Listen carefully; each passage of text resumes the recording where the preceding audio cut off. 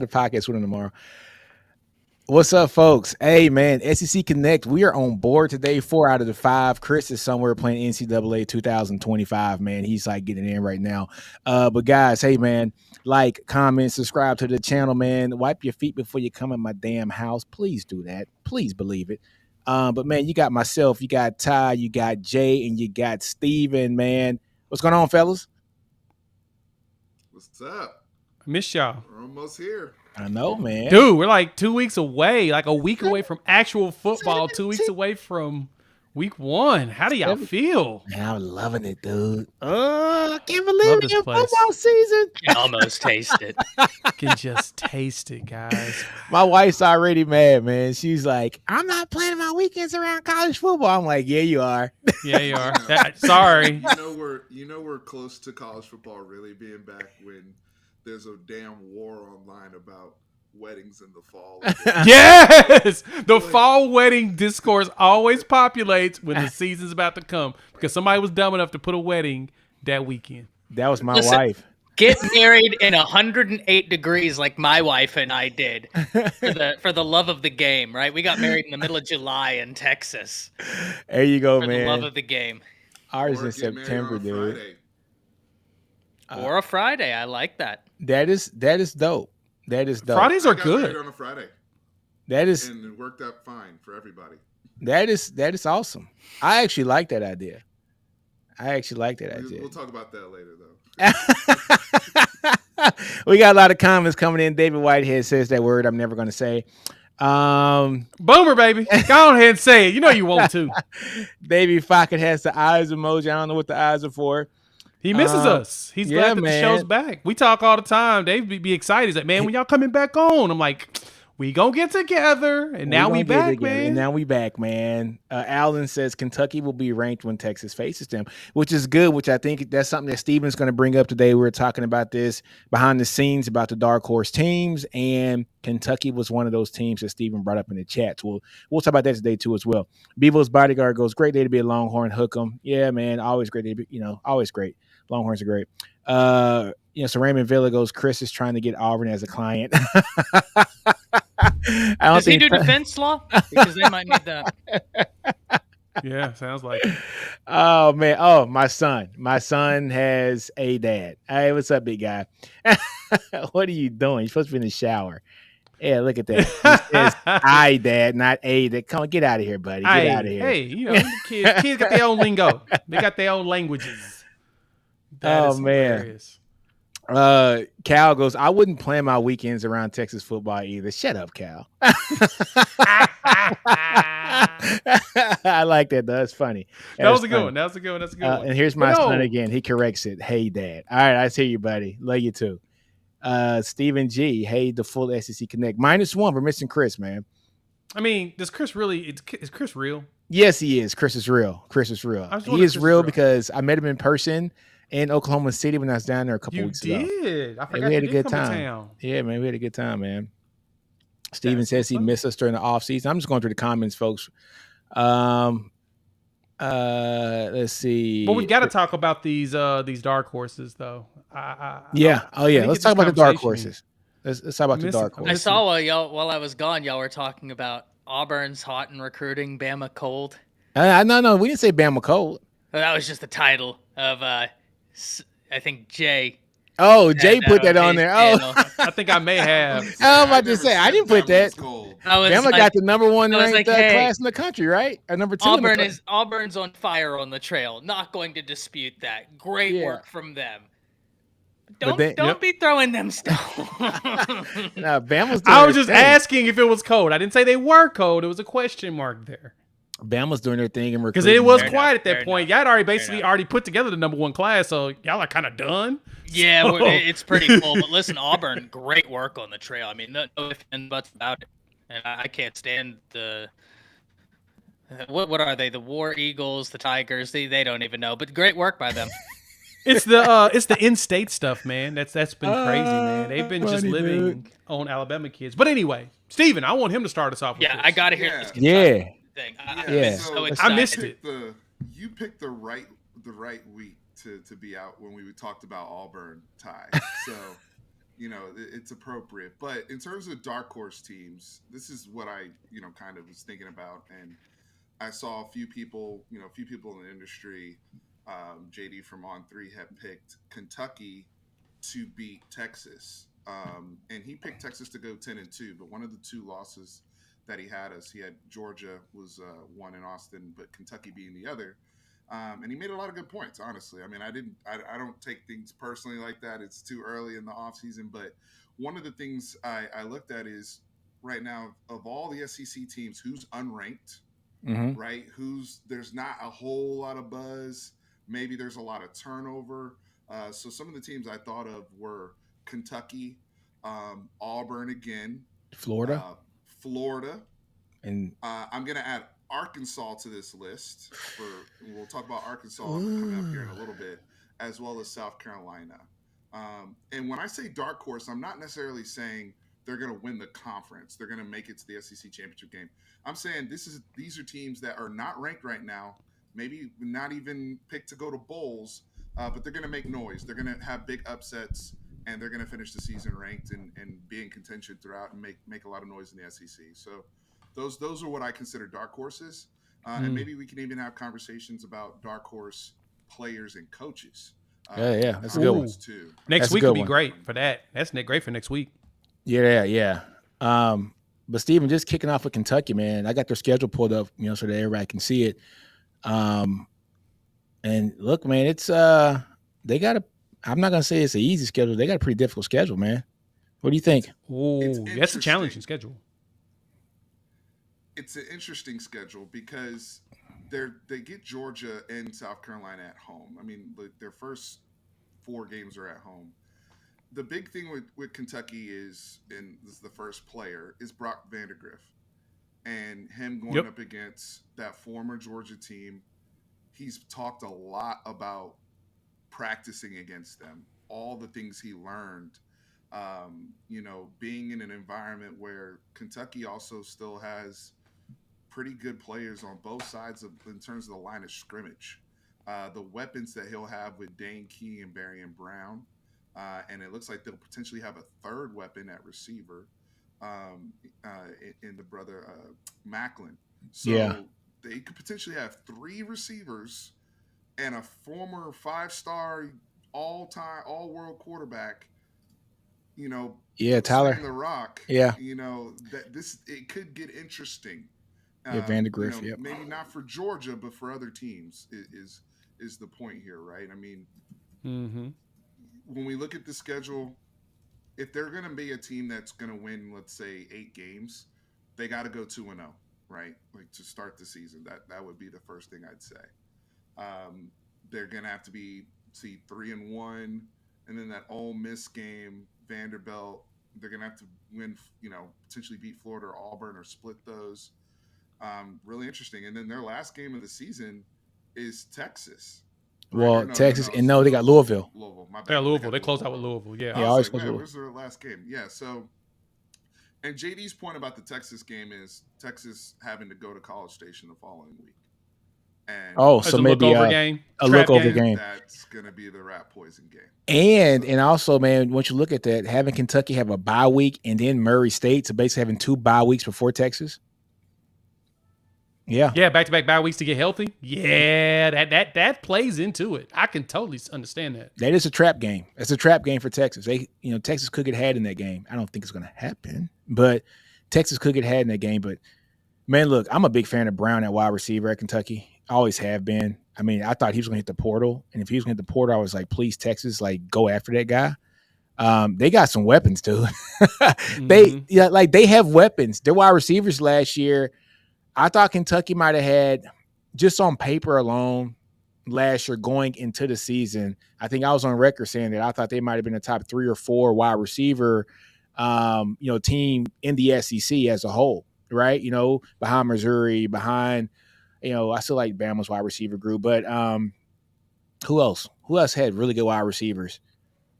You had Missouri, you had Bama, LSU. Always. How do I always forget their guys? But I'm not even worried about what I'm not worried about them either. Lacey, Aaron Anderson, yeah, Caden Durham's going to be a special back in terms of what he can do out the backfield.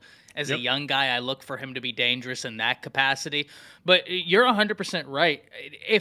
And Burke is an unbelievable wide receiver who OU got. But dare I say, if Berrien Brown would have hit the transfer portal, he'd have been the number one wide receiver in the portal. Like he's sick. that electric. I mean, he is incredible. Yeah. he's awesome. And Key's not too shabby himself, man. They just got a hell of a room, man. But I'm a big Berrien Brown fan.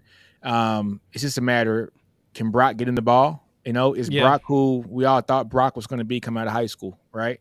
And so that's the question. That's the question mark, man. So I think Brock's probably going to be a good quarterback. It's just he was sitting behind some studs, man. You got Carson Beck, who's been in the system for a while at Georgia, right? Prior to him, you had Stetson, right? And it was just like pass the baton to a guy, and Brock will be the next in line, but does he want to wait that long, right? And so Georgia also recruits other 5-star guys on top of him and a whole lot of competition, right? So, look, I think Brock has all the tools, man. And then, like, those weapons that he has, man, with Brown and Key and, and Macklin, man, they're going to be sick. They're going to be sick at the skill positions. My only question is the line. How's offensive line? I haven't done a lot of research on their line, so how is the line? So that's going to be the main thing for them.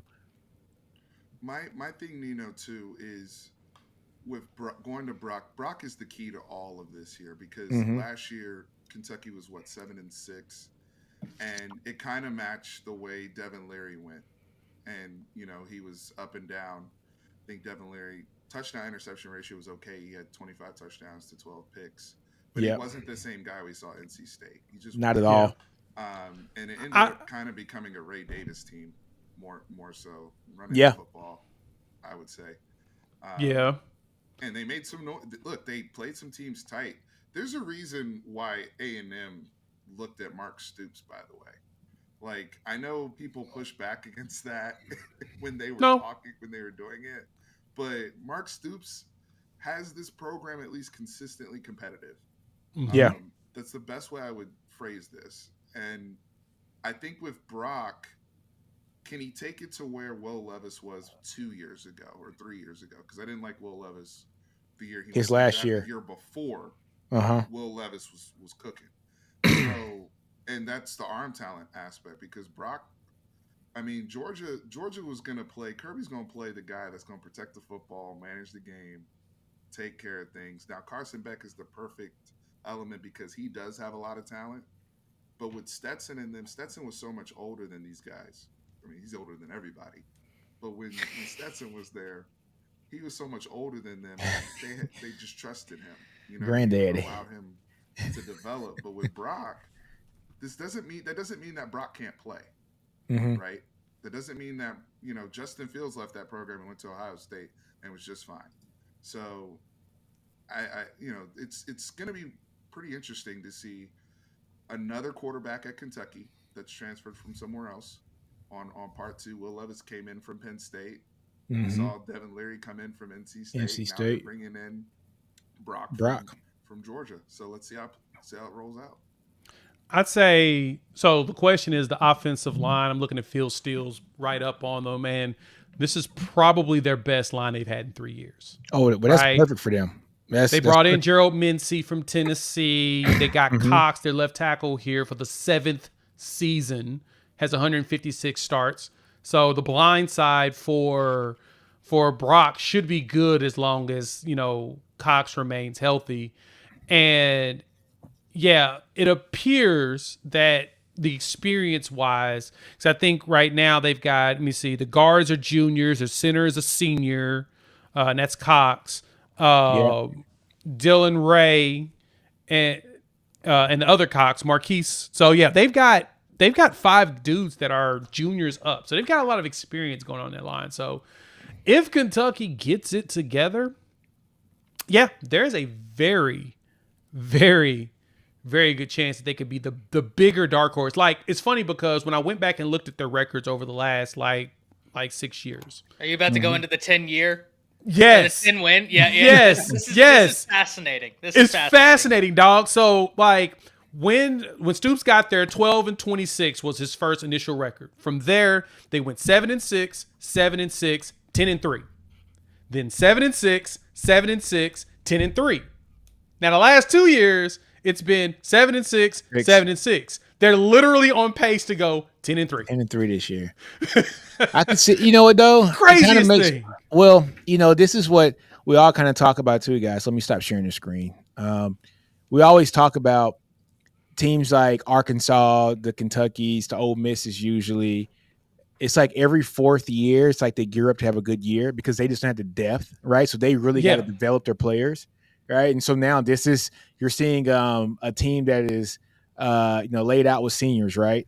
Seniors and juniors, upper class, super seniors, and this might be their year where it all gels together because they just don't have the depth, that talent like an Alabama does, or like a Georgia does, or in Oklahoma, or so yeah, Texas, so they don't have that depth of talent because they can't recruit at that level, but they can supplement portal, which they've done at the quarterback position pretty successfully over the last 3 or 4 years. I was really bullish on the Devin Lear. I thought that was going to work out good last year, folks. You and me both, man. I was like, both of you were high on that one. Dude, I was so wrong. Dude, I was like, if Leary can return to form, not the last year at NC State, but the previous year prior to him getting hurt, I was like, oh my God, they're going to be sick. But they were a 7-6 team, right? But yeah, it's just if you can supplement the talent that they've been growing there, like a Barry and Brown and Key and some of those offensive linemen, right? Supplement that with a good quarterback or a necessary piece like a Davis, right? Then that's when the team starts to roll. And I think this might be the year where they do have those super seniors and juniors that this could be the year that they roll. Hopefully it's just not when they play Texas. Yeah, and my bad. I misspoke on that one. My apologies. It was 7-6, 7-6, 10-3, 8-5, and then 5-6 because that was the COVID year. They played all their games. It would have been 7-6, 10-3, 7-6, 7-6. They're back on pace for it. But also on top of that, losing all those running backs that they've lost. Yeah. That's kind of where I have the most questions because they're infamous for just running it down your throat. That's the big thing with Mark Stoops. He's always physical, and that's what's made them a challenge in the SEC. Not that teams can get past them, but everybody I've heard talk about Kentucky, they're just like, oh yeah, they beat you up physically. Yeah. Like they're just a physical squad to go against. It's going to be interesting. So this year, as I get my camera situated, I did want to say one thing going on to this. Kentucky has a defensive lineman who is going to be a monster, Deion Walker. Yeah, Walker. He's going to be a beast. And I did want to, not SEC related, but I saw Brandon Wadley, shout out everybody in the chat. He says, my dark horse team to make the playoffs that nobody's talking about is Wisconsin. They will have a great running game and a very good coaching staff. Completely agree on both of those fronts. Interested in the quarterback play because Tyler Van Dyke, as far as I understand, hasn't taken the steps they were hoping he would. But, gentlemen, they also have arguably one of the top 3 best defensive backs in the nation on that team, and Ricardo Hallman, a guy who I was praying would hit the transfer portal because he has a connection to Coach Hitchler, who is now at Alabama, and I was hoping the entire time, like, oh, please let Ricardo Hallman had like 7 interceptions last year. Like, he is just a defensive back you do not test. Yeah. Fair point, man. Can you guys hear me okay? I'm testing sound right now. I know people. You're a little low, but we can hear you. It's just a tad low. Hey, Ty, I think you're frozen. Is Ty frozen, guys? He is frozen for me, too. Yeah, I'm trying to work. Ty broke something again. There you go. There you go. Welcome back. Back. Yeah, so look, Ty's man. Back. Yeah, he's back. Who's the Kentucky running back this year? Isn't it what's the kid's name? It's DeMonte Chip. Trainum, right? Trainum. Yeah, Trainum. Yeah. You know what? I'm gonna check his stats out because 5'11", 233. No. Jesus Christ, he's a big boy. He broke his hand. He broke his hand. Is he the one that got his hand broken? Tranium breaks hand out multiple weeks. When did it happen today? Yesterday. Oh man, it sucks for the kid. So man. it's Demi Sumo Car. Yeah, I don't know how to say that. And then you got Will Cox as well. Karnbayi. Yeah, so that's I don't know how to say. I don't know how to say it either. So you got a senior and then 3 true freshmen. Yep. Oh no, I'm sorry, a senior, a redshirt freshman, and and 2 true freshmen. Yep. Which, okay, running back's one of those positions, right, where long as you can pass block, you can be young. That's true. That's it, man. Can you pass and block? Tavani Mazzell was I mean, Georgia and Oklahoma was after him heavy. Yeah. Then when he decommitted from Georgia, he ended up at Kentucky. So yeah, it's gonna be interesting, man. Stoops is a good coach, man. I know people give him hell, but he's not a bad coach, man. And he plays tough, and he's in a kind of crazy job atmosphere because he doesn't get all the recruits because he's at Kentucky. It's not, like fertile ground when it comes to recruiting as well. So he kind of has to get leftovers from the SEC, and he does the best of what he has. And, for him to get guys like Barry and Brown to even commit to them as a 5-star, right? That's tough, man. That's tough to do. He's able to, just kind of reel that in as well. And to entice 3 really good quarterbacks at the previous school to come play for him at Kentucky. 2 of those guys are earning paychecks right now in the league, and Devin Leary, and also Levis as well, right? And so he's been able to really recruit from the portal, standpoint. If he was at a bigger school, he will really be able to recruit. It's just that he doesn't have that luxury at Kentucky. So schools like Kentucky are very probably content with him doing what he's doing and being 7-6 and, maybe, 7-6 or 7-5. I mean, possibly 8-4. Those are really good years for him. And then every 3rd or 4th year winning 9, maybe 10 games. Right. So tough spot for him, man. But the other wild card teams, man, I'm seeing a lot of like Auburn in the chat. I don't want to talk about Auburn now because we talked Auburn out like last week. Hold on. Y'all talked Auburn. You don't need to talk Auburn. You are not a Auburn liker. So why would we go and talk about you? I'll be fair as always. No. Right? I will. Do you see him as a dark horse? No, and I'm going to tell you why right now. I just don't understand how you could. Their wide receiver room is going to be elite. There's no question. They have some monsters at the wide receiver room.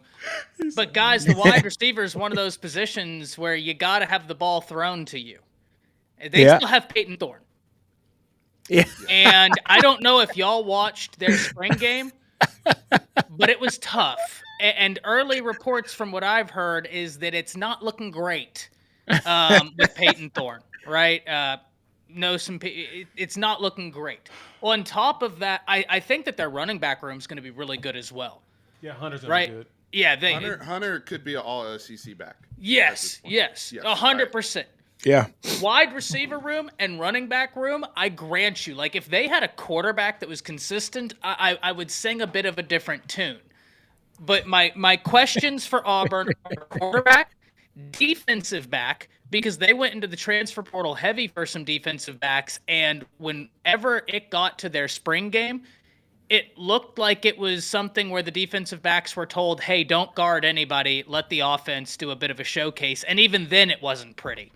That defensive back room was not great, and I think that they will grow to be better, but I don't know that they're going to be the defensive back room this year that they really would like them to be, though I do like some of the young talent they have. Antonio Kite transfers from Alabama to Auburn. Young, green, unreal ceiling. I mean, just an unreal ceiling, and whenever he grows into that, he is going to be a great player. But guys, and this is where you guys are going to laugh, my biggest question for Auburn is Hugh Freeze. Hugh Freeze is one of those coaches that would play Alabama tough, then go lose to Memphis, then go have 30 points dropped on him by Florida and not be able to score anything. Hugh Freeze can't put together a consistent season, like to save his life. They didn't prep for New Mexico State because they wanted to pool all their resources on Alabama. They lost to New Mexico State, and then Hugh, in all of his infinite wisdom, decided to rush 2 people and have 2 quarterback spies on Jalen Milroe in 4th and 31. And then, so my 3 questions for Auburn: defensive back, quarterback, and head coach. Is Hugh Freeze an offensive mastermind? Yes. Does he also make some of the most puzzling decisions in all of football? Yes. The other day he was talking about how I should have 4 wins against Nick Saban. Well, you don't. You've played him close. I grant you that, but I could equally say you shouldn't have any because one of the wins you had was one of those. You all remember the fumble Rooski at Fort Miss, where it bounced off of Minka's helmet, bounced off of 3 people. Bring that play up too. So if we're really doing that math, Hugh, you don't want to go down that road because it takes away your wins as well. He's an offensive mastermind, but the one that really just confused me is when he was like, oh, we were up 21 points or 24 points on Alabama, and we should have taken our foot off the gas. In what world does that make sense? So what did he say? We should have taken our foot off the gas? Yes, he said we kept trying to push too much. You didn't have a defense. Yeah. You had to keep scoring, or else what happened. They adjusted. You didn't. This is what I mean about Hugh Freeze. He is an offensive guru. I don't discount that, but he is goofy. He is. He's a goofy guru. But I like Hugh. I don't know why I like Hugh. It's just I like Hugh a little bit. I don't know what it is. High school girls don't like him. I like him as a coach. So look, man, I'm looking at their schedule now. I get it. It's a tough schedule. It is. I'm just looking at these first 4 games. Look, last week we talked about this, right? I was saying, look, they should be 4-0. But then Jay kind of reminded me that the Cal game, they only won 14-10 last year, right? But that was at Cal. I don't know, man. Are they going to beat New Mexico? They should. They're going to beat New Mexico this year. I don't think they let this happen again. Ty, if you go back and watch last week's video, I asked the same. He did. He did. I feel like that Dr. Evil scene where he first sees Mini-Me and he's like, eh. So Ty, so what are we saying? Are we saying that Auburn's going to be a 7-5 team this year? I think that's fair, right? Don't get me wrong. I'm not sitting here trying to say Auburn's going to be a bad team because their running back room is dangerous. I think they have an adequate offensive line. I don't think it's a Joe Moore award-winning unit, but I do think it's adequate for them to be able to get damage done. Wide receiver room is insane. Cam Coleman is he's a beast, monster. That guy is a monster. He's going to go off. Perry Thompson, monster. I don't trust Hugh, right? Like, I just can't trust Hugh Freeze to be consistent because at no point in his career has he shown he's worthy of the trust of a consistent season. Even when he had that talented team at Ole Miss, they lost to Memphis. They had Florida drop 30 on him. Like, it's just that's the biggest question to me.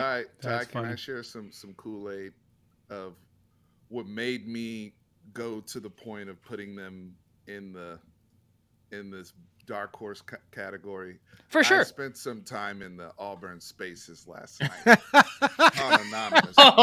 I'm so sorry. Did you go take a shower afterwards? Wow.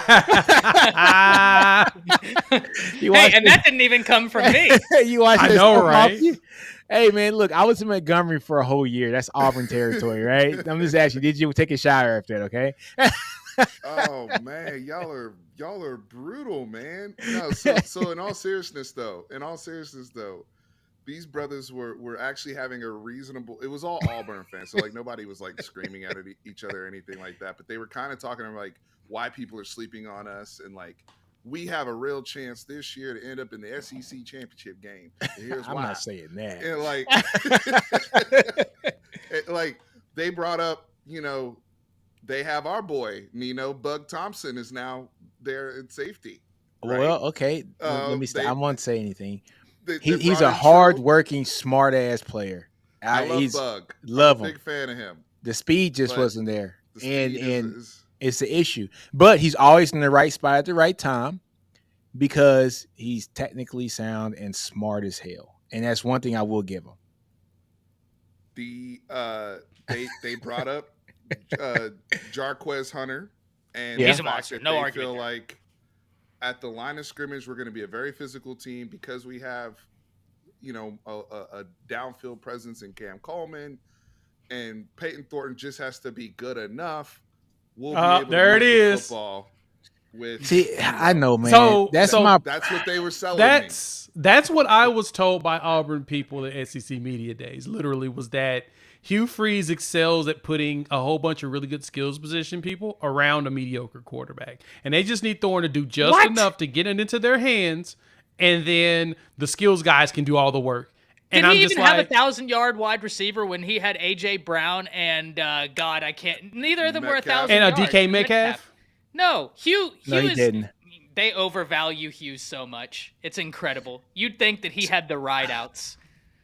Yeah. You know what's crazy about this, man? I'm looking at Peyton, his stats last year, man. He didn't even have 1,800 yards passing last year.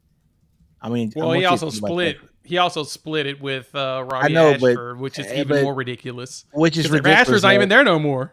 And he couldn't pass worth a damn either. So, man, well, look. Okay, this is all I gotta say about this. Hey, Chad Kelly did throw for 4,000 yards.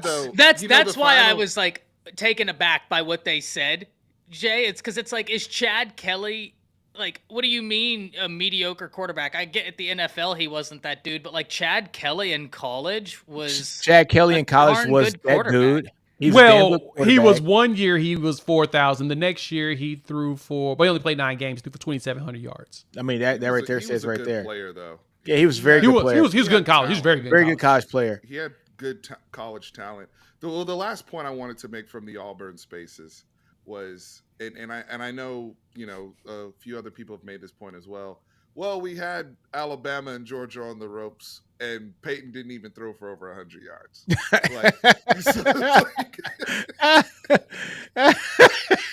To me, that gets canceled out by the loss. State. Yeah, and getting cranked by Maryland. I don't care if it was a bowl game. You got cranked by Maryland. And in Bama's defense, it was at Jordan Hare, and I forgot to light the sage before the game, so that one was really on me. You guys are crazy. Oh man! All right, so this is my only saving grace that I had for them last week, and I get to the super chat here in a minute for Matthew Miller. Thanks, Matt, for the $5 holla, man. My only saving grace that I had for them was they didn't lose by a lot each game, right? I mean, I know that sounds so bad to say, right? Like they didn't get blown out a lot. I mean, LSU, all right, it's a 30-point LSU. You got blown out by New Mexico State. Bro. Yeah. You got skunked. They did get skunked there. But all right. Raymond, I don't think that Hugh was the coach there, though, because he had to step down for calling over, I think it was 12 escorts on university phones.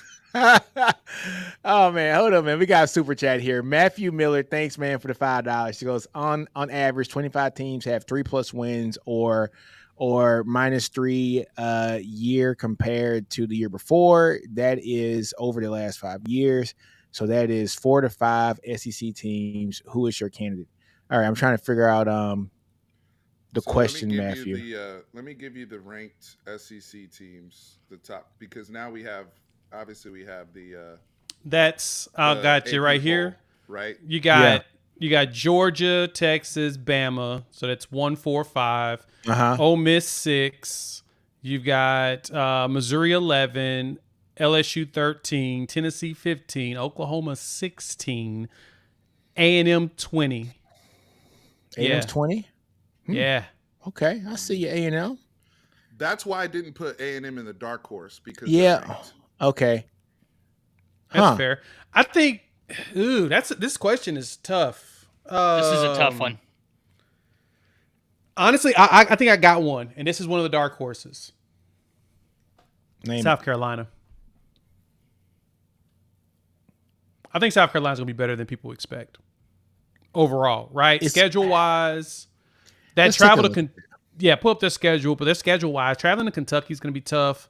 That LSU game at home may not be as tough as we still trying to figure out what LSU is because it'll be early. So they got lucky to get LSU early while they're trying to work everything out with a new defensive coordinator and defensive staff and a new quarterback.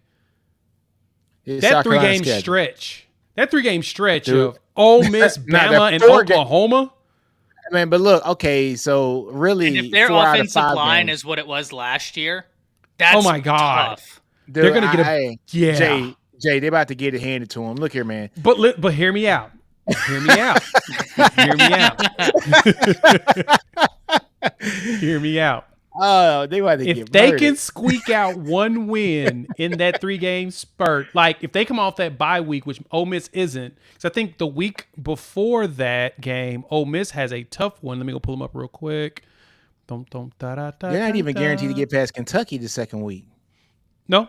You are 100% right, but they have Kentucky at home right before South Carolina. And we talked about how physical Kentucky is. Yeah.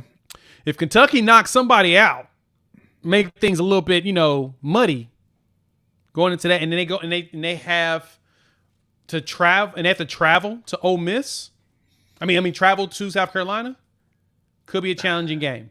Now, those two back-to-back road games is going to be hard, Man, but this that gonna back be half is winnable. 2, 3, The back half 4. is winnable. Dude, they got a 5 games in 6-game stretch from LSU to A&M, right? Now, mind you, they got 2 bye weeks in between there, but they got LSU at home, which is good, but Early, which means both teams are going to be healthy, which means I'm going to favor LSU in that game. You know what I'm saying? I'm there. I'm there in that same mindset typically. My only point is we still don't know what LSU is. This is going to be them figuring out with all these new pieces that they've added, right? They New can't be any defensive worse staff. than last year on defense. They got to be. If LSU is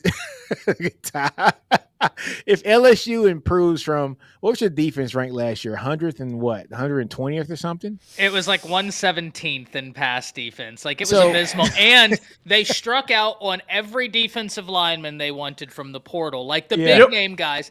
And Taylor's gone. Yeah. This is my only I thing. worry about. I have concerns, not questions. I have. I have concerns about their line. So that's what I'm All saying. right. Early, it could work out for South Carolina. By midseason, LSU should have most of that stuff figured out. But early, bro, they could take advantage of that. All right, so this is my thing with I'm them, with right? Jay. This is my thing with them. I think LSU has too much talent on that team, and I like the addition of Bo Davis there. I know people are gonna say, "Oh, because he came from Texas." No, Bo Davis is a damn good defensive line coach. My only thing with that is, he's a monster. Yeah, I don't he was a care where- monster, man. The guy's a monster. yeah. So my only thing with that is, it usually takes that second year to kind of see some real results that come from that man, because they got to go through the whole, off season with him, and Gordon spring- Ramsay can't cook if there's no ingredients in the kitchen. That is true. That is true. So damn it, man. Well, look, they don't have a lack of talent in the defensive line room. I wouldn't say it's a lack of talent. They always have talent, man. I don't think They talent's do. the problem. I think they just haven't been coached well. If they could, if that defense goes from 117th in pass Probably defense to 85th or 89th, I'm not asking them to be a top 30 team in defense and passing. If they go up from 117th to 85th in the country, LSU has another win in their record last year, and they are a 10-2 team. Shout out to my resident Georgia fan, Fanatic Sports. Coach I, what's up? He says, healthy South Carolina will upset LSU. Book it. All right. Fascinating. That's I'm just, fascinating. I have an as answer to Mr. Stevens in there, Matthew's but go ahead, Steven. Yeah, give us your answer on it. So first off, Jay, I agree with the point you made about sometimes it's not if you play somebody, but when you play them. Yeah. I Mhm. agree with that point, because we've seen too many times somebody is one team in September and a completely different team in November. Depends on when you catch them. To Matthew's question, Georgia could be a -3 potentially. Their schedule's very difficult compared to last season. Ooh, that's good. They were Spicy. 13-1. That's They good. finished 13-1 on the year. All it takes is for them to lose 2 regular season games, and then they drop a bowl or a championship game. That's not ridiculous. Yeah. Right? And Steven, to kind of piggyback on that, man, Georgia doesn't have the benefit of having the easy SEC East schedule anymore now. They got to really play some teams now. And that's one They thing I got know 4 tough Ty's been games. harping 4 on rough for games. forever, is that the SEC East schedule is not the SEC West schedule. They where got 5 tough games this year. they got some tough They games this year. it's neutral site, but they open with Clemson At the crib, basically. Atlanta. at the second 2 hours away. at the second crib, the backup crib. That's the backup crib, but Yeah, it's also 2.5 hours away Lake from house. Clemson too. They travel well. You know what I'm saying? Yeah, that's true. I mean, Clemson they dry there. I mean, they Clemson- travel to Kentucky, they travel to Bama, they travel to Texas, and they travel to Ole Miss. With Tennessee the week right after Ole Miss too. It's going to be interesting. Oh, neutral site game against Florida at the world's largest outdoor cocktail party in That is Jacksonville. true. Hey, A lot so look, of movement. all right, Jay, but look, I want to get back on this South Carolina game. All right. Let's say they, he's trying to find the hole. Look, I'm man. trying to find a way. get it. I'm trying to get them to 8-4. Right? I'm trying to get them to 8-4. I just don't see it right now. I just don't see anything. Look, man, I think LSU's gonna beat them. I just do. I got faith in Brian Kelly as a coach for the early season games. He's always pretty decent there. Ole Miss, that's the kicker. What does Ole Miss do? Right? How does Ole Miss turn out with all this talent? Lane ain't never had this kind of talent by himself at Ole Miss. I want to see how Lane has his talent rocking and rolling. He has some, some misfits, some guys that weren't culture fits at different areas. Can they be culture fits at Ole Miss? I don't know. Texas tried that when Sark came in his first year, and we saw what happened with that, right? There's a reason why those guys were culture misfits and now with other programs. Then you got Bama at Bama. That ain't happening. Then you got Oklahoma at Oklahoma. I don't think that's happening either. I think Oklahoma beats them. They got a bye week. They got A&M at home, though. That's going to be iffy. But A&M's defense, man, if that South Carolina offensive line, like Ty said, is garbage, A&M's defensive line is not bad, man. I mean, I like A&M's defense, and they got a defensive-minded coach. Elko's a hell of a defensive mind. I'm way higher on Elko than I was on Jimbo. Like, Yes. exponentially I like higher. as well. Yes. They're going to be technically sound. They're going to be disciplined. They're going to do what they're supposed to do, right? I mean, they're going to play to the level of what they can get out of those players that they got there. So A&M's going to be a problem. Then they got Vanderbilt. They beat Vanderbilt. Missouri's going to be a problem. Oh, man, they got a tough schedule, dude. And then, I thought that was Notre Dame when I saw the helmet, but then I just saw it was Wolford. All right, you should be Wolford. And then you got Clemson, right? So Clemson at Clemson. Man, hey, Jay, I don't know what you're talking about, dog. They're going to lose 1, 2. I got them 3, 4, 5. I got them 6 and 6. I got them 5 and 7. 6 and 6. I got them 6 and 6, man. I think Jay's a big Shane Beamer guy. I like Shane. All I'm saying is it's not a wild thought is kind of my point. I'm like what Kendrick said, man. I like Shane when he had what's the boy name? Spencer. You know what I'm saying? I don't like him when he act tough. You know what I mean? I like Drake with the melodies. I don't like Drake when he act tough. You know what I mean? Look, I like Sellers, man. I'm wondering what Sellers is going to end up being. I and then you add him with Harbor as well. Yeah. And then Dylan Stewart And in the they got defensive line. Sanders. Rocket Sanders at the running back position. Oh, they got they have pieces. That's why my big question is the offensive line. I am the exact same offensive spot. line takes steps. They're going to surprise They're gonna people. be- But if it doesn't, wowie wow. It's Same going old, to be same a old. rough year. Yeah.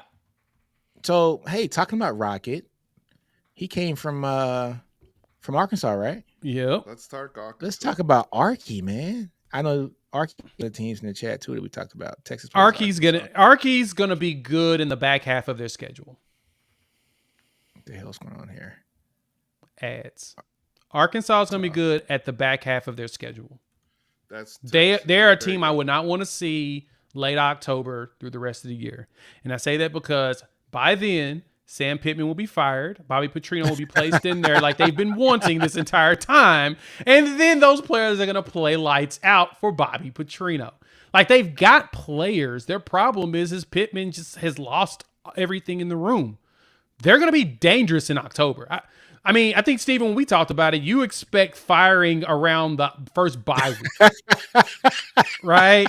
So if the expectation is the first bye week they fire their coach, right? Post Tennessee because they get throttled by them at the crib because Tennessee's coming off a bye week while they're coming from a neutral site game in Arlington. There's a very good chance that going into LSU and the two Mississippis, they have a whole new coaching staff and they get a bye week before Texas. You know what though? I don't know about this. I would actually be fine if that happened, because I'm going to tell you all this. If Bama's defense is good, I'm not even saying great, but like if they show the ability to be pretty good, I worry about them going after Kane Womack. Yep. And I'm very happy if they are because he's also an Arkansas alum. So I would be much happier if they were to go ahead and get their situation figured out during the season. What is a Kane coach? He's the defensive coordinator at Bama. Ooh, yeah, Bobby Petrino will probably definitely go after him. But okay, guys. All right, I see what we're saying here, right? I get what you're saying. And Arkansas got Jay. Money. Remember, Arkansas got money. saying. They just got money. Calipari. They got money. They just got Calipari, and they're They paying got that for Walmart players. money. Tyson and Walmart are finally spending money on their favorite team. So this is going to be interesting, man. Because what if the addition of Bobby Petrino, with Sam Pittman as the head coach, what if they do kind of go on and have a good win streak, and after Tennessee they are 4-2, or you know what I'm saying? So what if they're 4-2, or build a statue if they're 4-2? Build two of them. I mean, honestly though, look, we just talked about how we're not bullish on Auburn. Yeah, huh? I'm very excited to hear this. No, all right. So look, do we think Oklahoma State's going to be outstanding this year? They should win. They're a Big 12. They don't have any excuse not to be. Yeah, it's between them and Utah, I think, at the top of the Big 12. So you mentioned this. You mentioned this before, and this is. I was going to actually mention this too. In that point, you talked about Kentucky and how every so many years, like Arkansas, they have a tendency of showing out because they bring in all them players. Oklahoma State's another great example of that, because Gundy somehow always have like 12th year seniors on his roster every other year. I don't know how you're able to get that many kids to actually stick around one place and not play it down, but he brings back a lot of players also, and they're number 3 in the country when it comes to that. So as far as returning production. So to me, Arkansas, if Petrino's taking over that job, period. Right? We just go ahead and I'm fine with that, because I don't think Womack would leave Bama DC for Arkansas DC. But I do think if the head coaching position was open, he would take the head coaching job. Those opportunities don't come often, especially at your alma mater. Nope, they don't. And if it's your alma mater, you typically take it. My only thing with this, man, is what if Petrino turns it off and surround and they're humming like crazy in the first 6 games, and they do go off and go 4-2? You know what I'm saying? Like, it could happen. It could happen. If Pittman says, Petrino, the offense is yours, I'm not touching you. Right? Yep. Like what Jimbo should have did. Right? I think like that's if what Pittman's gonna do. Yeah. I mean, but that's what I'm getting at, right? Sam concentrates on the defense side of the ball, and he's basically like a glorified DC. And Bobby Petrino is the OC, and this thing rocks, man. I got a feeling that this could be good, because Steven, you brought up the good point in the chat today about the transfer quarterback that they got in from Boise State that I wasn't even tracking. Yeah, so Taylor Green, who is, by the way, 6'6", 230 pounds, and runs like, he's a breakaway runner. He had a 70-yard touchdown run in the Mountain West Championship game, and he's played in the last 2 Mountain West Championship games because Boise State was a good football team, right? So he's has a lot of experience. And to the point earlier that was made about schools like Auburn, or it was more Kentucky, these teams having to go to the portal to go to some of these high-end G5s or lower-end D1 schools that maybe there's a coaching change, that's where they're starting to supplement their roster from. Arkansas listen to these 2 names.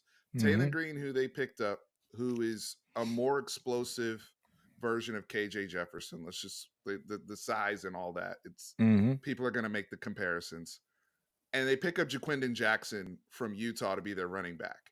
And that guy's going to be a freaking sledgehammer behind those Arkansas offensive linemen who how they rock. Right? Dude, so JJ is tough. That backfield with JJ and Taylor Green is not, that's not like, you can't overlook that. Dude, I was Steven, I was so worried when they lost Rocket, and I was like, who are they gonna get to replace him? When I heard JJ's going over there, it's like, all right, I got you. I see it. I see what's happening over here. So they've got some really interesting pieces on this team with Bobby Petrino, but also guys like Landon Jackson on defense. Oh And yeah, you man know is what I mean? sick. Like they're not bad. Oklahoma State, by the way, has to open with San Diego State, and they're like this second best team in the FCS. Ooh, Sean Those Dakota Lewis. those Dakota Hey man, schools those they Dakota play ball. schools. Oh So yeah, no, Oklahoma South Dakota State. Yeah, South Dakota State's they don't lose They a lot always of games. got They good play talent. physical ball. Yeah. Who's heck, your North starting Dakota quarterback State. this year, man? Is it still Alan Bowman? Yes, Alan he's Bowman. there for the 18th year, What's his ninth year? roughly. When the man come into school? Hold on, man. Let me go Listen, look them up Alan Bowman. CDLs are harder to get than they used to be. Hey, sometimes you guys just come back. All right, I'm headed to my show, guys. I'll catch y'all on the flip. All right, man. Holla at you. So Alan Bowman's still the quarterback? Alan Bowman's still there, man. That dude's like he's a 1-for-1 touchdown to interception guy. Like Arkansas could beat Oklahoma State next year. They can. Now it'll be like the South Dakota State game between Oklahoma State. Correct me if I'm wrong. I think the spread is only like 7 or 8 points for them going to Stillwater. So let me check. These like is 9 points. 9-point spread. It's a 9-point spread. So Oklahoma State, everybody's Ollie Gordon's going to be, the returning Doak Walker, all that. We hear you. You have arguably the best returning offensive line in the country at Oklahoma State. Everybody that blocked for Ollie last year is back. I get that. But they got some tough tests. And I look at Arkansas as well, like moving past Oklahoma State, they're going to beat UAB. So they're going to be 2-1 at minimum. At minimum, they'll be 2-1. Yep. They do have to go to Jordan Hare. That's the game.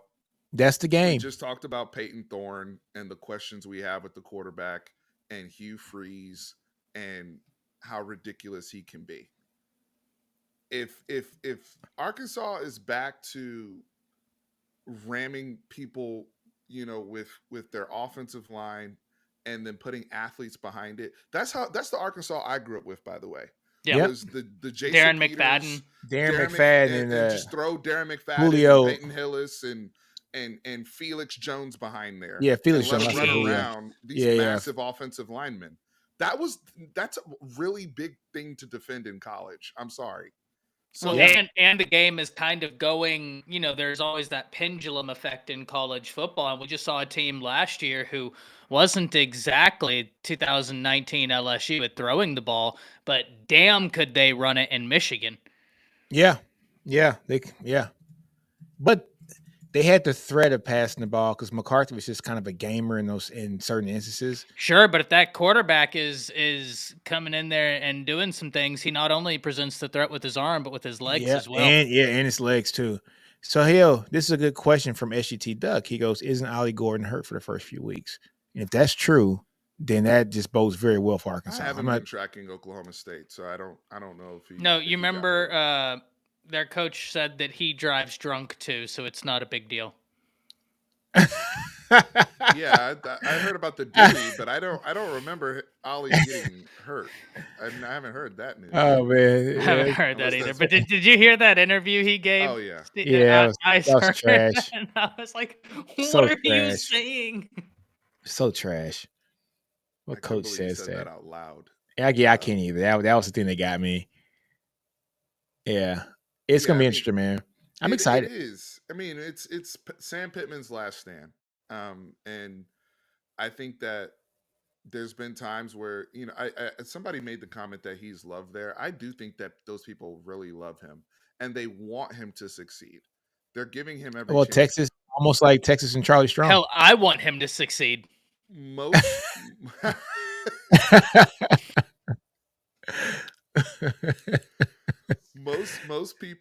schools would have fired him last year. Let's just keep it a buck. They would have. Yeah, that's true. That's true. Most schools would have fired that guy. They kept him. And look, if this is also why the dark horse thing is fun, because let's say that they do lose to Oklahoma State, they do lose to Auburn, but then they beat the Aggies in Arlington. Let's Yeah, say that that's gonna be interesting. it's Fright Night Part 2 in Vietnam, because I could see a mediocre Arkansas team and we in Texas, and we go in there, and for whatever reason we all of a sudden can't tackle that quarterback, and he runs around or does something like we've had. We saw it with Donovan Smith a couple years ago Yeah, throwing the ball at Texas, another big guy. yeah. So like there's not It's not. like Yeah, it's not far fetched. it's not far fetched, Yeah, right? And if he beats some of these teams, then they're going to be like, well, we beat our rivals, dude. so let's give Arkansas them. has a tough schedule though. Look, man. After those first 6 games, if they're 4-2, it's a blessing, right? Be honest with you. But then, dude, you got LSU, Mississippi State shouldn't be too bad, but then Ole Miss, then Texas, and you got La Tech, and then you got Missouri to finish off the season. They might have the toughest schedule in the SEC, or one of them. You got the number 17 team in the country, number 20 team in the I country. think Georgia and OU still got them. Yeah. I And keep forgetting, Florida. man. Yeah. Florida and OU. OU has a difficult Florida schedule. has the toughest schedule. Yeah. Florida sucks right now, and so does OU schedule. Hey, Sergeant Doug, sorry about that. And Sergeant Doug, I am military, so I didn't even think. I was just reading, man. My bad. He was like, "You guys know how to say Sergeant." I was just reading comments. My bad, Sergeant Doug. That never happened again, big dog. Yeah. Yep. Here's Raymond. Charge He to my said, head, not my heart. "Yeah, man." Yes. Speaking of Florida, do they have any chance? I mean, I put them in dark horse out of respect. Let me Out see of the The Florida way Florida. to you the program. frame that is so funny to me, man. It's Let's look not at even. Florida Are they schedule. not, did they have any chance? That's elite. That's elite. That made the night for me. Oh my Yeah, gosh. this was good. We'll look at Florida schedule, and then we'll probably close it out tonight, guys. This is gonna be all right. Florida I opens have up a with question Miami. for y'all though, Yeah. because we're looking at this Florida schedule. Holy shit! Look at the back end I of the schedule. know. I know. I mean, I mean, and Kentucky might not be ranked. That's not a walk in the park. UCF isn't God. exactly a walk in the park. So you have Mississippi State, right? Then you have Oh my God. Mississippi State's probably one of the easier matchups on their roster just because of all the changes they've undergone over the past few years. But you got Texas A&M, you have Mississippi State, you have a bye week, then you go UCF, Tennessee, Kentucky, another bye, Georgia, Texas, LSU, Ole Miss, Florida State. Jesus That Christ. sucks. That sucks. Dude, that might be 5 straight losses.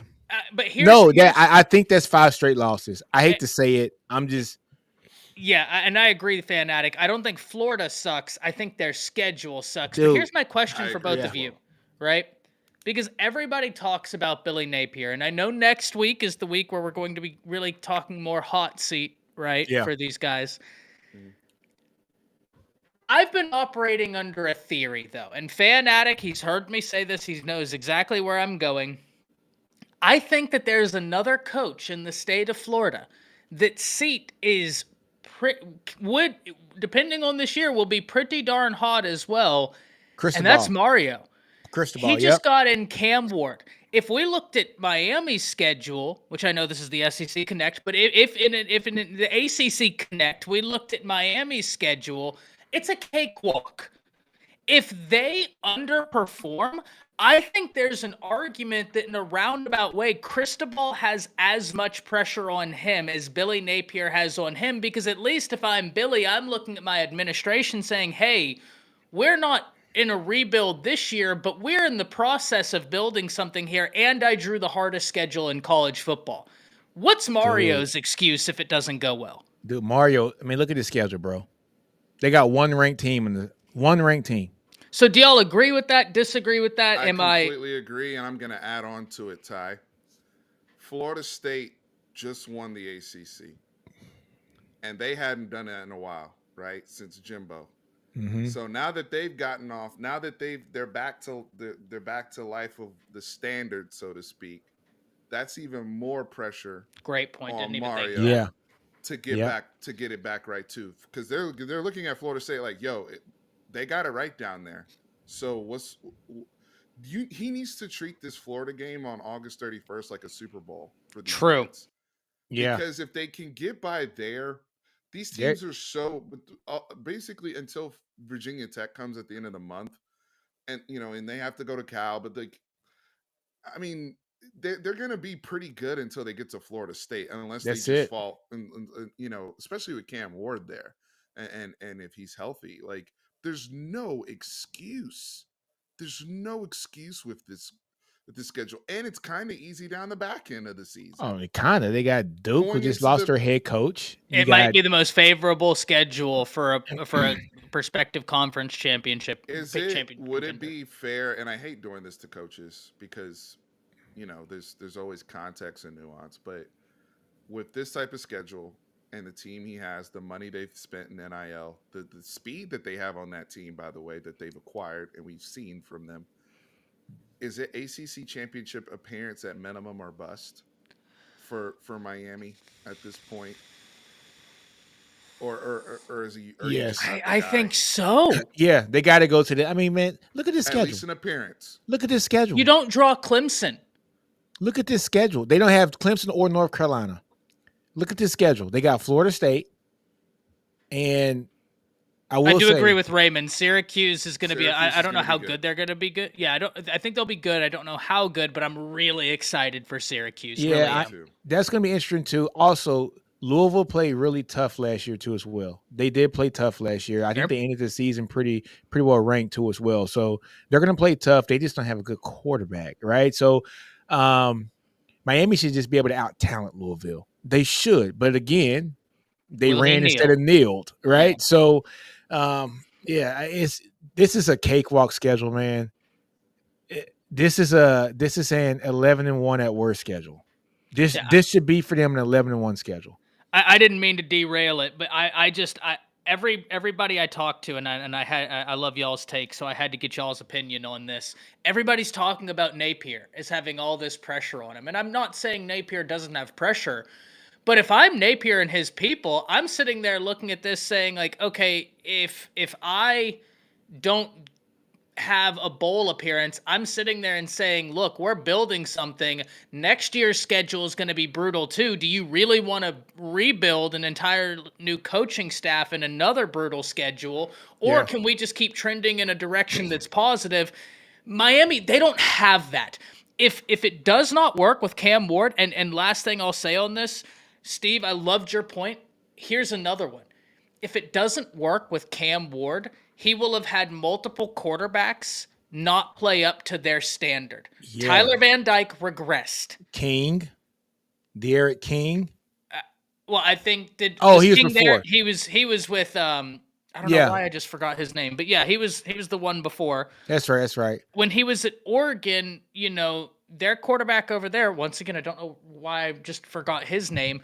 Great quarterback, went very high in the draft, Justin Herbert. Thank you. He threw like 30% of his passes behind the line of scrimmage. Like that offense was just kind of handcuffing him. If it doesn't work with Cam Ward, that's a big red flag. I don't know. I really wanted to get y'all's take on that.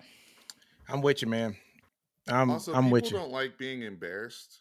And I hate to say this, but like that game they lost last year where they should have taken a knee. That's still like that's still crushing the internet right now. And the way you overcome things like that is you just go out and whoop ass, right? But it's the second time it's happened under his tutelage. The first time was 2017 Oregon versus Stanford. So this isn't even a new thing for him. Mario's under it. If we can go back to Florida just for a quick let's look at Florida. Yeah, I'm sorry. No. That was good. That was a good talk on that one. I just want to, dude, they got a tough schedule. It's tough, but here's the thing, though. If I'm trying to think about this because I really like Billy. I know I do too. On his ass about stuff, but it's a lot of it's just it's bad luck. It's just luck of the draw, man. He got the bad end of the stick for the last couple years. Horrible luck. Now, nobody has worse luck right now than the Minnesota Vikings, but that's another story for another day. Too soon. Oh man, sorry. Wow. But with Billy Napier, the good thing is you should have your kids' attention every single week because they're like every single week. There's no reason why we shouldn't have great practices. There's no reason why we shouldn't be. I mean, what's the message to these guys, right? Like, hey, every single week, like we're playing a freaking juggernaut. So this is opportunity for NFL to really show something, to show like just to be prideful as a Florida team, right? I mean, Lagway is sitting there. Graham Mertz, I think, played well enough to where you can feel comfortable with him holding on to the job for a little bit. Yeah. I know people are questioning when does DJ take over? If he takes over this year, he was rated as the top backup in the country, which a lot of people are already assuming that it's going to be his job eventually. But you also want to protect the guy, right? And not throw him to the wolves and crush his development either. So how do you navigate that if you're Billy Napier? But I do think at least you have the kids' attention every single week. You can't have a shitty practice Georgia week. That's you can't true. have a shitty practice Texas week, LSU week. Like, so. And look, man, I want to talk about something too, man. I was pretty hard on Graham Mertz last year, man. I gotta kind of take that back, man. He actually played pretty well last year, man. Just all things considered, man. He played really well. He's not the reason they lost games. Exactly, man. I mean, he almost had 2,900 yards, 20 touchdowns, 3 picks. You know what I'm saying? Like, look, for a team that's in the rebuild, I'll take it any day for my starting quarterback. I'll take it any day. What is 73%? 73% freaking completion percentage, dude. 73%, 72.9%, almost 3,000 yards, 20 TDs, and 3 interceptions. Hot take. I think they beat Florida State if he's healthy. Yeah, they were. Yeah, I agree with that. Yeah. What was the final score of that game? It wasn't too crazy. They were also on their third quarterback too, weren't they? Yes, exactly. In all fairness to Florida State, I think a healthy Florida State beats Florida handily. Let me be very clear here, but no, but I'm saying Florida was on. I think Florida was also on QB3 too. I think. Yeah, it was. I think if I'm not mistaken, they had a raffle at halftime, and if they called your number, you could be the quarterback for either team in the second half. What was their final record last year? Were they 5-7? I think they were 5-7. Yeah, that's right. They didn't go bowling last year, dude. They got a tough schedule, man. I feel bad for Billy Napier, to be honest with you, because to be honest, if they go 5-7 again, sure, he's gone. They're gonna fire him. But do you fire him if they make a bowl? I don't build a statue. I think they go 5-7, man. I think they go 5-7 at the best. I think they lose them last 5 in a row, unless there's major injuries down there. I think, huh? Can you name 5 wins on the schedule? No, I said at best. At best, I'm going to give them Samford. I'm going to give them Mississippi State. That's 2. Jesus Christ, Mississippi State's tough. That's on the road, dude. More cowbell. I can't give them 5 wins, dude. I mean, UCF is hard. I'm struggling. UCF is no walk in the park. I'm struggling to give them 3 wins. I'm really struggling to give them 3. I think that they'll sneak around. They'll beat some teams. They'll mess around. They'll get 4 wins this year. They'll mess around and get 4 wins. Tennessee, they can win. Kentucky, they can win. UCF, they can There's some teams in here that they can upset. They got some games like they got A&M at home, right? You got Miami at home. You should be up for that game. You should be up for that game, right? We got a Gator fan in the chat. Hey, Gator swag. Swag. Let's have.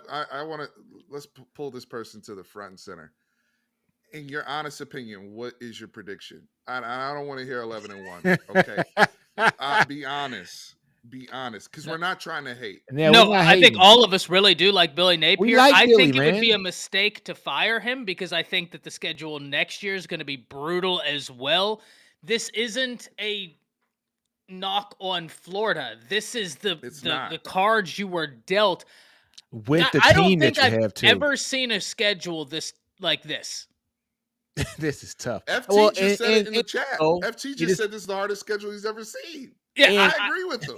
I agree. This is rough. This is the hardest schedule I've ever seen in my life.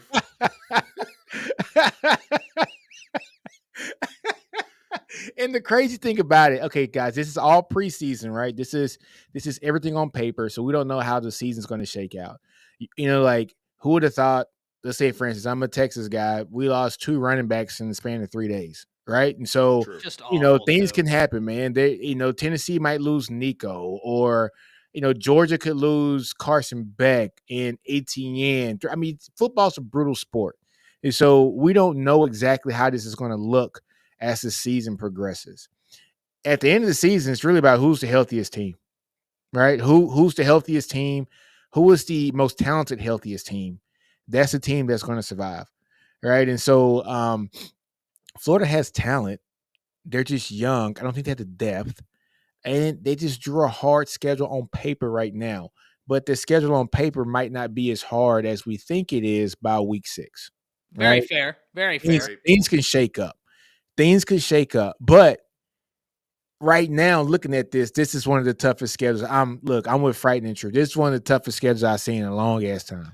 No, it's funny because like, and this isn't to anybody in particular, but everybody always says like, oh, there was this notion for a long time. SEC fans would say, oh, we have the hardest schedules. And you'd hear from other conferences, and they weren't wrong, being like, but it's not like y'all draw Georgia, then Bama, then Ole Miss, except Florida. Florida literally drew the schedule that I think so many people came out and was like, whenever SEC fans would say like, oh, the schedule's tough, I think people thought this is what we meant, and here it is, live in our face. The toughest schedule I've ever seen. Yeah, here it is. So look here. So Fanatic says they could beat Miami, which they're going to be their Super Bowl to start the season. They got all off season to prepare for Miami. So look, it's going to be interesting. I think the Hurricanes could possibly try to overlook Florida, right? I'm not saying they will, but I don't have any trust in crystal ball. All right. But look, if they beat Miami, that's a strong statement, right? They beat A&M. I don't know. That's going to be tough, but they got A&M at home. But like I said before, Graham Mertz did not I like play. that they have A&M early. They got him early too. I like that for too. them. Let's say they beat Miami, they beat A&M, they beat Sanford, and they beat Mississippi State. That's 4. He says they beat UCF, right? So that's 5. And he goes, Kentucky, LSU, and FSU are toss-ups. I still got to see it, man. That UCF game is going to be tough. I don't disagree, right? I don't disagree with them being toss-ups. I think that I would feel, and I'm someone who, both of you guys, you've heard me say it, I think LSU right now is being a little bit overvalued, right? They true. lost their Heisman Trophy winner, and I like Nussmeier. My biggest concern with their offense isn't the passing game, but Jaden Daniels was the running game last year. Like, the threat of him taking off kept teams up. Nuss isn't going to do that to you, right? Like, he's a really good pocket quarterback, and that to me is the big holdup. Now, they do have an offensive line along with Texas's that I think both of y'all will be up for that Joe Moore award, right? Will Campbell might be a top 5 player in all of college football. That guy is unreal. Excellent player. If I was Florida, I'd rather draw LSU early. I do agree with FSU though, right? Because FSU last year to me, and I said this to y'all midway through the season, right? I was like, I like FSU. I like their defense. Their defense was cold. But it felt like when your little brother's playing Madden and they would just send all goes because they knew they had wide receivers that you just couldn't defend. There never felt like a rhyme or reason to the offense. It was just, let's just get it to Keon Coleman or the 6'7" guy over there. And they don't have those pieces this year. And DJU, I really hope he gets it together, but is he going to replicate what they had last year at court? I think FSU is a really interesting one. Very interesting. So this was all right. So Steven, you asked a question, and here's what Gator Swag said. It says I he has respect Florida the beating answer. Miami, Stanford, A&M, Mississippi State, UCF, UT meaning Tennessee, and Kentucky. That's 7 wins right there, right? 1, 2, 3, 4, 5, 6, 7, and then losing to Georgia, Texas, Ole Miss, LSU, He but has them beating. going. He got some going 8-4. Okay. Okay. That's Kool-Aid right there, brother. But you know what? Hey, I I don't respect. I respect Tennessee's the it. only one I outright disagree with you on. I think Tennessee's a tough out, especially that veer and shoot. It is. And I with can't Nick, say the words that I want to Hey, say, but they but whooped Tennessee's ass last year. yes, yes. But I also think Nico's going to be better in that then Joe system Milton. than Milton was. And Milton's over there I trying to think. shine in the league. Y'all see that right now? Yeah, I think, and I don't disagree, Gator, but They think they have a mental. They do think they have a mental thing over Tennessee. they Though. do. They do. Let me see last year's schedule. But I don't know. I think Tennessee breaks that this year, but I'm very happy to be wrong on that, Gator, and Fanatic. I'm very happy to be wrong on that. So last year's schedule, right? This is last year. Matthew Miller.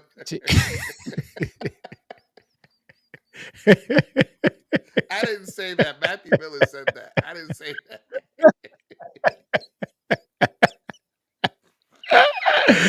Holy smokes. All right, man. Look, I'm gonna look at this schedule from last year, right? All right, man. Utah, that was a tough game. That was a good game though. Okay, McNeese, they beat Tennessee, they beat Charlotte, of course. The Kentucky game, they got smoked by Kentucky. They got smoked last year with Devin Leary. They got smoked. I mean, think about That that. was the game. Yeah, but I think Ray Davis just went ballistic. No. I wouldn't have given Devin Leary props. I was saying they got smoked by Kentucky. Okay, had Devin Leary on the team. I hear you. Fair play. That's what I was getting at, right? Like, yeah, like and Devin Leary was the quarterback. Nothing against Devin Leary. He is in the league right now. Dog, that Mizzou game, dog. That was the one where it was like 4th and 20, dog. And They left Luther Burden wide open. Yeah. So they would have won that game. They beat Vanderbilt. They beat South Carolina. Georgia puts the paws on them. Arkansas was a close game, very close game in overtime. They lose to LSU. Put the paws on them. Yeah, we just talked about the Missouri game, and then Florida State. Look, okay, if you go and look at these games, with QB3, yes, but so did Florida State, right? Yeah. I mean, all things considered, when I look at this, still looks bad. It's 5-7. Yeah, but when I look at this, right, Utah's a damn good team. You know, Utah's Kyle Whittingham, like beating Tennessee. Beating Tennessee. Me too. Is something, but you beat Tennessee at home. Now you got to go on the road. All right, Charlotte, right? Losing to Kentucky. I mean, getting stomped by Kentucky, but it was at home. So now you got them back at your crib. Okay, Vanderbilt's Vanderbilt. Look, if they lose to Vanderbilt, bye Billy. Beating South Carolina with Spencer. Good win in South Carolina. Georgia was Georgia, right? Georgia is strong. Arkansas losing to them overtime. LSU putting the paws on them, but that's LSU with the Heisman Trophy winner at that time. I mean, it doesn't look. These losses don't look that bad. It's all. Nah, I'm lying. Yeah, they do. I'm tripping. They do look bad, man. Getting beat by Kentucky by double digits, getting beat by Georgia by double digits, getting beat by LSU by double digits, and then the third string, like fight out for the QB against Florida State. It is what it is, man. They got a tough ass schedule this year. Gator Swag, I respect you though. I really do, because he said we should have beaten Florida State. FSU, Arkansas, Missouri.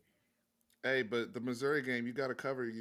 I don't want to hear you should have beaten somebody and then you left the guy wide open. Not only the guy. There's one guy you can't leave open. You beat the guy. Yeah, you let that guy, probably the best wide receiver in college football this year, and probably going to be a top 10 pick this year in the draft. Yeah, it'd be different if it was a fluke, right? Like Ty brought up the Ole Miss play from a few years ago where it's like a tip pass and bounce off 3 or 4 people. It was like, nah, bro. Like y'all, it's 4th and 18, and like no one covered Luther Burden. That's on you. Be different if So- I trotted in at wide receiver for Missouri and they're like, who the hell is that guy? And you don't cover me, right? I'm not going to blame you for that, because why would you? You were pulling your resources to Luther Burden. That's not what happened. Yeah, they left the man open. You left him open. Yeah, it's going to be interesting, man. All right, that's Florida, guys. It's been an hour and 20 minutes. You guys ready to call this quiz today? Yep. Next week we're doing hot seat. Yeah, hot seat coaches and players. Hot seat coaches and players. And Yeah. dark horse players. It's gonna be some interesting. Interesting players in the conference now, so it's gonna be a fun conversation. Yeah, And we're right around the corner, guys. Right around the corner. So make sure you guys hit the like button. It's cool to see various SEC fans in here. So if you guys know other, I want to see Mississippi State fans in here. I love seeing Florida fans in here, Arkansas fans. I know we got some LSU people always lurking all over the place. I was lurking in Auburn spaces last night. It was cool to hear their perspective. I'm so sorry you had to do that. Yeah. Take a shower. Fun. Oh man. Oh, hey, Chris, Gator. What the hell? What do you mean? Check your phone, brother. No. When do we start it every week? He just playing with us. Chris playing with us. Well, he sent the text out and on the private text on Twitter too, and on the phone. You got it both ways, Chris. I'm gonna give you a pass, Chris. You got the baby right now. I'm gonna give you a crack. A pass, man.